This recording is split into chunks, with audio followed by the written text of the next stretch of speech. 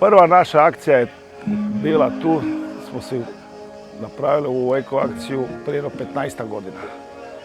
Onda niko se nije uključivao, nego smo sami, to bili udruga Komen, Dolin, što smo uspjeli. Čak smo sami financirali, svaki ronioc je platio nešto, svaki član je platio nešto. I onda smo polako uključili lokalnu zajednicu, turističku zajednicu, lučku upravu. I sad zadnjih 4 akcije imamo sa lagunom. A smeće je toliko u moru jer ljudi su neodgovorni, odvoz se plaća, svima je blizu kuća, blizu mora, lakše baci u more nego platiti, što je žalosno. Što se tiče ribara, znači oni spuštaju mreže, kaliva mreže, imaju koće, imaju to, znači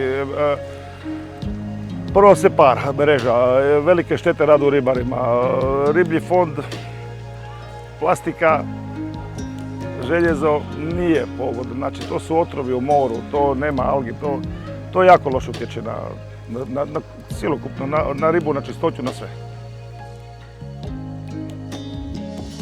Normalno da svaka eko akcija ima obrazovanje mlađih naraštaja i nama je u cilju ko klub da učlanimo sve udruge na Rabu u eko akcije, tipa i škole i vrtić, dok su mali da počnu razumjeti da se u more ne baca smeće, niti da se smeće odvaja vani, da postaju komunalna poduzeća koja odvoze se vani. Svaka eko akcija dobra za svih, em za nas, em za starije, za djecu, svih. Ulažemo i muž i ja jako puno truda. Od rođenja je Lovro naučen da prirodu treba čuvati, poštivati, da je dio prirode ne njen vlasnik. S obzirom da je moja struka biologija, onda je stvarno Lovro od rođenja usmjeren u tom nekakvom pravcu da sve ovo oko nas treba čuvati.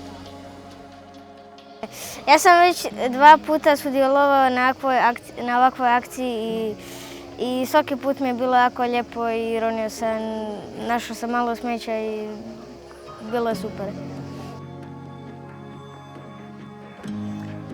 Pa mlađe generacije sve su svjesnije toga da sve ovo treba čuvati i zapravo kod mladih se danas vidi da oni jako malo onečišćuju prirodu, znači oni sve više čuvaju. Nema više toliko smeća i njegova generacija više nikad neće baciti nešto u prirodu. Znači sigurno je to.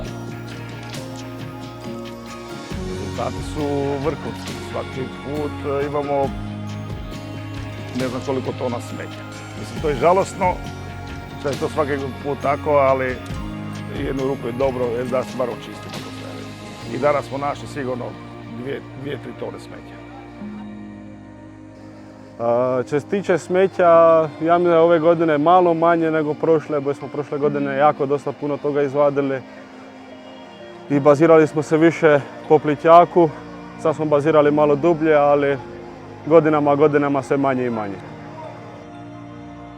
Od eko akcije profitiramo svi, mislim, pogotovo što svi ljudi, svi, od riba do ljudi, do kupanja, do mora, do čistoće, do svega.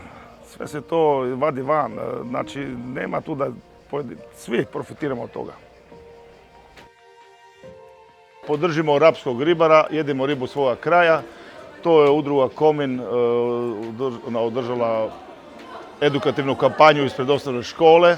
Znači predajemo o ribi, kako se lovi riba, koje vrste ribe imamo, čišćenju ribu, spremanje ribe i tako. Djece ima puno, već smo do sad imali, evo nema koliko smo tu, sat i nešto, sat i pol, preko 60 djece je bilo, a još dolaze.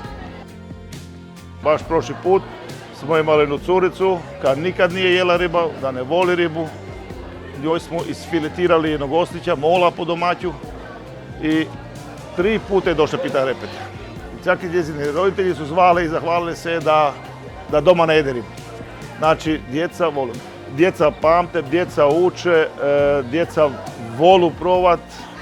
Sa djecom je lakše puno i objasniti neku vrstu, slušaju pozorno nego da idemo sa odraslima.